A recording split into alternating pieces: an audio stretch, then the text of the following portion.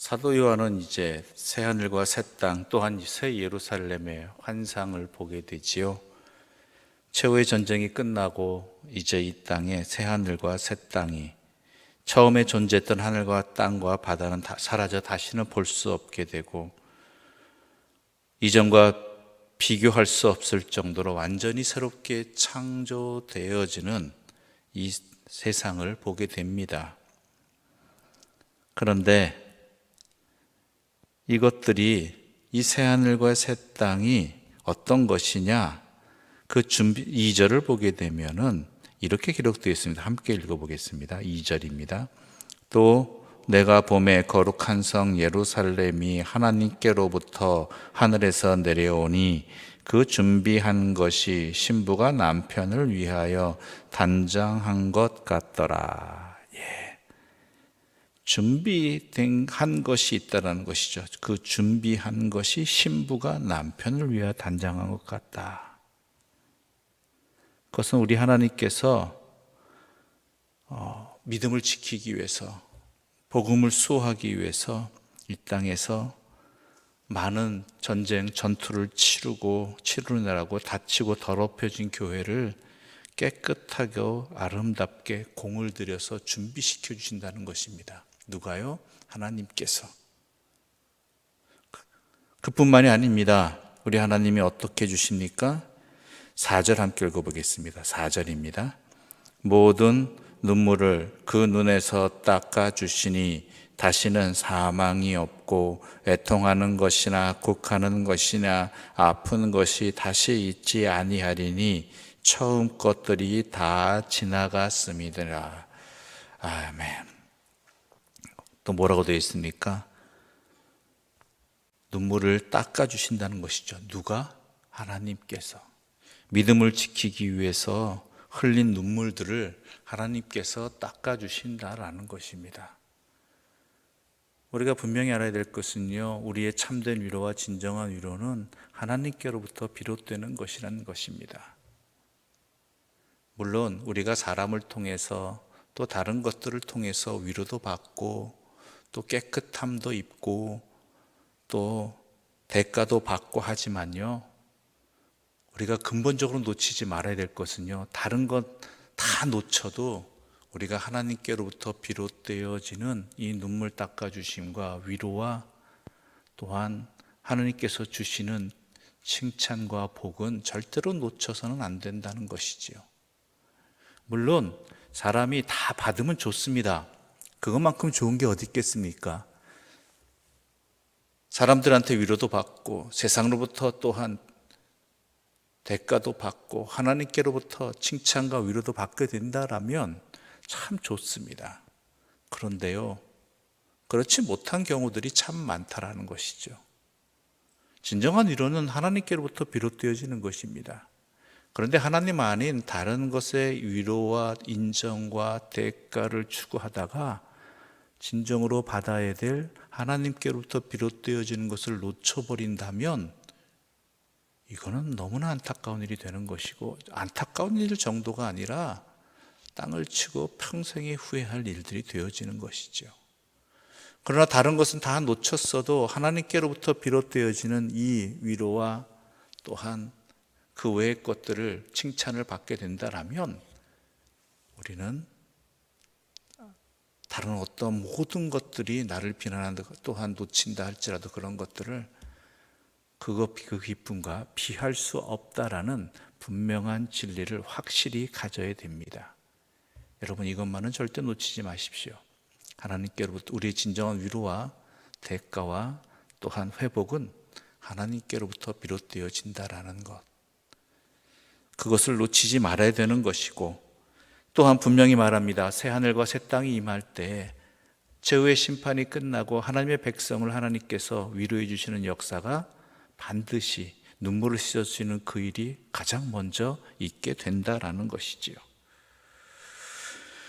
그런 다음에 5절부터 이런 말씀이 있습니다. 5절을 함께 읽어볼까요? 5절입니다. 보좌에 앉으신 이가 이르시되 보라 내가 만물을 새롭게 하노라 하시고 또 이르시되 이 말은 신실하고 참되니 기록하라 하시고. 자, 누가 만물을 새롭게 하십니까? 하나님께서 만물을 새롭게 하신다라는 것. 그런데요, 이 모든 것들을 생명수의 샘물을 하나님께서 이루시는 것을 목마른 자에게 값없이 주는데, 하나님은 목마른 자들에게 값없이 주시는데 받는 자가 문제가 되는 거예요. 받는 자가. 7절 함께 읽어볼까요? 7절입니다. 함께 읽겠습니다. 이기는 자는 이것들을 상속으로 받으리라. 나는 그의 하나님이 되고 그는 내 아들이 되리라. 예. 하나님께서는 목마른 자에게 모두에게 주시는데 받는 자가 받지 못한다는 거예요. 받는 자는 어떤 자예요? 이기는 자. 여기서 이기는 자는 어떤 사람들입니까? 이 땅에서 신실한 믿음으로 끝까지 승리한 성도, 믿음을 지킨 성도, 이 사람들이 이기는 자라는 것이죠. 그때 어떤 상급이 있습니까? 그들은 나는 그의 하나님이 되고 그는 내 아들이 되리라. 하나님의 자녀로서다. 그런데 그렇지 못한 사람들이 있습니다. 하나님께서 목마른 자에게 값없이 주셔도 받지 못하는 사람들, 8절의 말씀 함께 읽겠습니다. 8절입니다. 함께 읽겠습니다. 그러나 두려워하는 자들과 믿지 아니하는 자들과 흉악한 자들과 살인자들과 음행하는 자들과 점술가들과 우상 숭배자들과 거짓말하는 모든 자들은 불과 유황으로 타는 못에 던져지리니 이것이 둘째 사망이라. 이 둘째 사망이 바로 이것이죠. 불과 유황으로 타는 못에 던져지는 것, 이것이 둘째 사망입니다. 근데 어떤 자들입니까? 두려워하는 자들. 도대체 무엇을 두려워하는 것이죠? 무엇을 두려워하는가? 이들은 하나님보다 사람을 더 두려워하고 또한 박해와 고난 앞에서 자신의 믿음을 저버린 사람들입니다.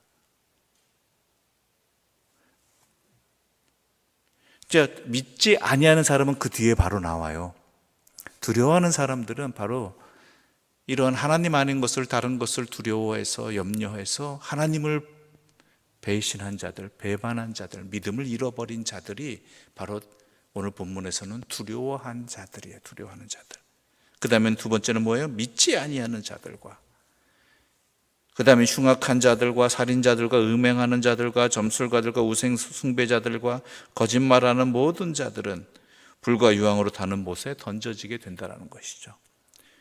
영원한 갈증과 목마름 속에서 타게 되는, 하나님께서 모든 목마른 자에게 생명수를 주시는데 그것을 받지 못하는 자들이 되어버린다는 것이죠. 이렇게 세상은 두 종류로 구분되어집니다. 또한 새 예루살렘이 내려옵니다. 새 예루살렘은 어떤 곳입니까? 11절 말씀 함께 읽겠습니다. 11절입니다. 함께 읽겠습니다. 하나님의 영광이 있어 그 성의 빛이 지극히 귀한 보석 같고 벽옥과 수정같이 맑더라. 중요한 것은 새 예루살렘이 중요한 게 뭡니까? 하나님의 영광이 있다라는 것이죠. 그 영광이 마치 보석같이 찬란하게 가득한 곳, 빛난 곳. 이것이 거룩한 성 예루살렘이 되는 것이죠. 정확히 말하면 새 예루살렘이 되는 것입니다. 그리고 12문과 또한 12기초석에 관한 이야기가 나옵니다. 그런데요, 이것은 무슨 뜻을 말하고 있느냐?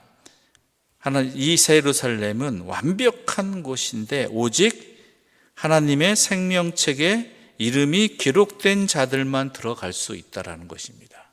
하나님의 생명책에 이름이 기록된 자들만. 그래서 12지파의 이름이 12지파라는 것이 나오는데요, 이것을 여러분 오해하지 마십시오. 이스라엘 자손만 들어간다는 얘기 아닙니다.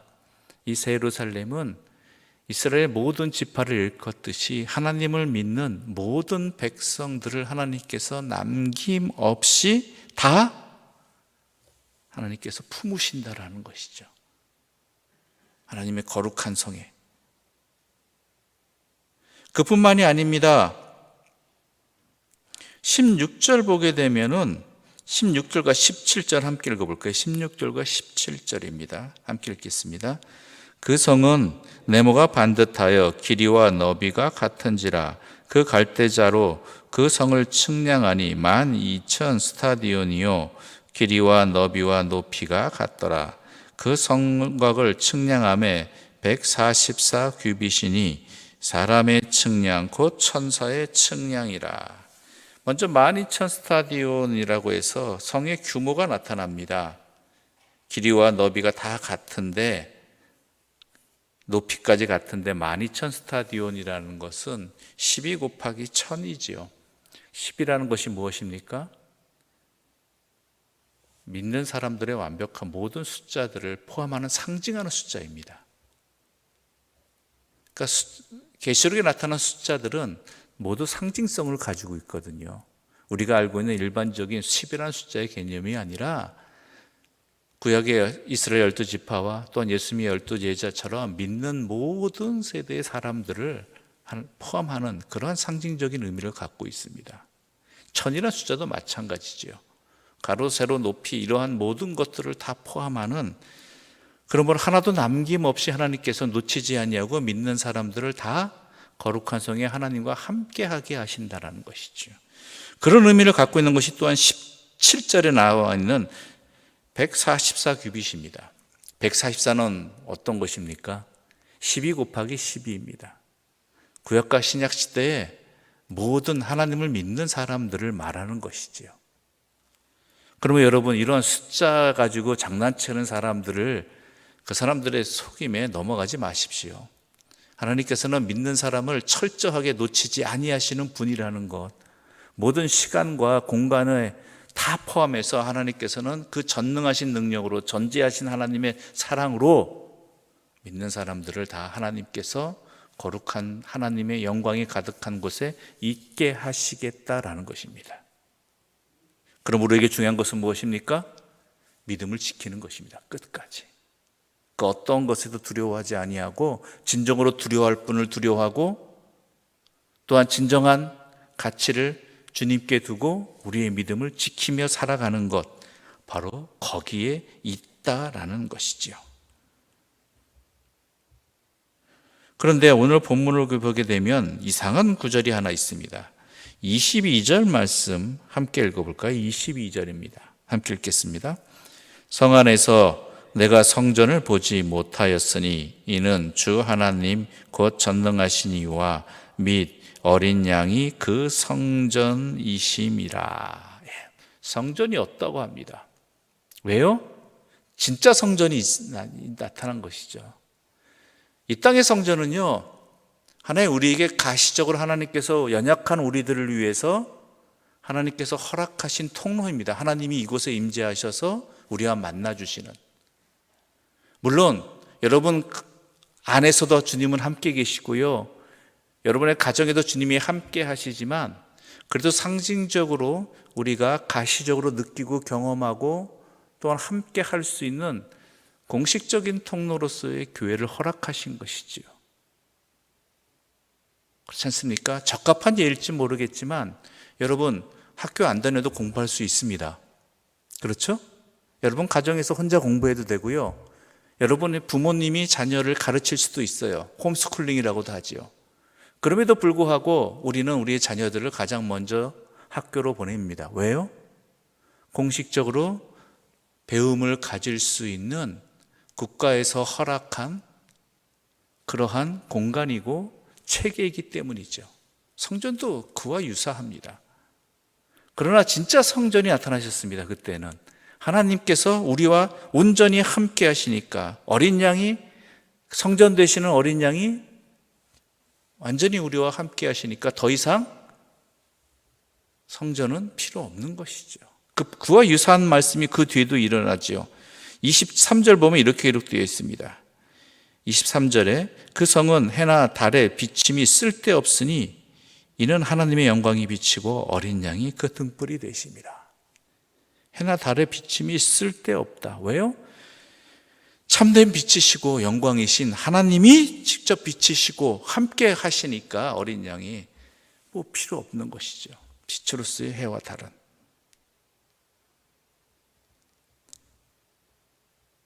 그런데 중요한 것은 무엇입니까? 이런 것들보다 더 중요한 것, 이건 하나님께서 우리에게 베풀어 주시는 것이고 우리는 무엇이 중요합니까?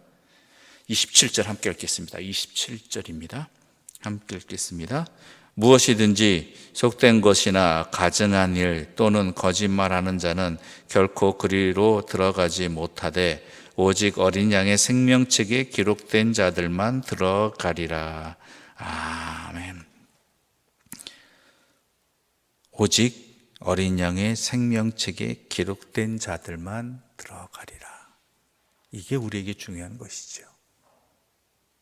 속된 것이나 가증한 일, 속된 것이란 무엇입니까? 하나님 아닌 다른 것들을 주인 삼는 모든 세상의 것들, 악한 것들을 말하는 것입니다.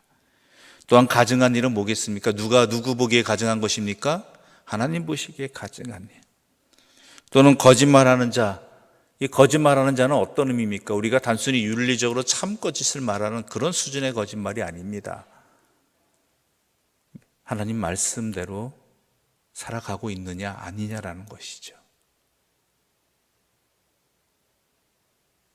그럼 우리 모든 것을 통틀어서 뭐라고 이야기합니까? 어린 양의 생명책에 기록된 자, 그들만 들어가리라라는 것입니다. 우리 주님이 하신 말씀이 있습니다.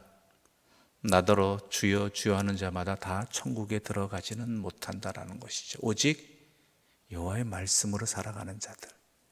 물론 이게 참 어렵고 힘듭니다. 그러나 우리가 깨닫고 회개하고 돌이키는 회개의 은혜도 우리에게 허락해 주셨음을 분명히 아시고, 우리가 믿음 지키기 위해서 하나님 말씀대로 살아가기 위해서 우리의 삶에서 최선을 다할 때, 또한 그러다가 실수하고 잘못할 때도 우리 주님은 회개하는 우리들을 용서해 주시고 그렇게 살아갈 수 있도록 또 기회를 주시고 은혜를 주시는 분이므로 우리가 이 믿음의 길을 놓치지 않기 위해서 최선을 다해서 하나님 말씀대로 살아가고자 하는 하나님의 자녀의 삶을 결단코 놓치지 말아야 되는 것입니다. 왜요? 우리의 최후의 모습은, 이 땅에서 최후의 모습은 바로 주의 성에 들어가느냐 아니냐에 달려있기 때문이라는 것입니다. 이 말씀 명심하시고 이 말씀을 통해서 다시 한번 우리가 믿음 지키기를 결단하는, 그리고 주의 말씀만을 붙들고 살아가기를 다시 한번 결심하는, 그리고 그러기 위해서 기도하며 주님의 도움을 구하시는 하나님의 사람들 되시기를 간절히 소망합니다. 기도드리겠습니다. 하나님 아버지 감사합니다. 우리의 믿음을 지키기 위해 우리가 흘리는 눈물과 또한 수고와 애씀을 우리 주님께서 위로해 주시고 닦아 주시고 갚아 주신다는 확신의 말씀을 우리에게 주셔서 너무나 감사합니다. 이 일을 반드시 주님께서 행하심을 믿고, 또한 우리가 새 예루살렘 성에 하나님의 자녀로서 그 거룩한 곳에 거룩한 백성으로 살아가기 위해서 우리에게 맡겨진 허락하신 이 땅에서의 삶을 믿음 지키며 살아가는 주의 백성들 되게 하여 주시옵소서. 진짜가 무엇인지, 영원한 것이 무엇인지 분명히 깨닫게 하시는 성령의 지혜를, 불빛을 우리에게 허락하여 주시어서 잘 분별하게 해주시고, 영원하지 않은 것, 헛된 것, 가증한 것의 미혹에 넘어가지 않는, 두려워할 것을 두려워하는 믿음의 길을 선택하며 살아가는 주의 백성으로 살아가게 하여 주시옵소서. 이 모든 말씀 예수님의 이름으로 기도드립니다. 아멘. 하늘에 계신 우리 아버지, 아버지의 이름을 거룩하게 하시며 아버지의 나라가 오게 하시며 아버지의 뜻이 하늘에서와 같이 땅에서도 이루어지게 하소서. 오늘 우리에게 일용할 양식을 주시고 우리가 우리에게 잘못한 사람을 용서하여 준 것 같이 우리 죄를 용서하여 주시고 우리를 시험에 빠지지 않게 하시고 악에서 구하소서. 나라와 권능과 영광이 영원히 아버지의 것입니다. 아멘.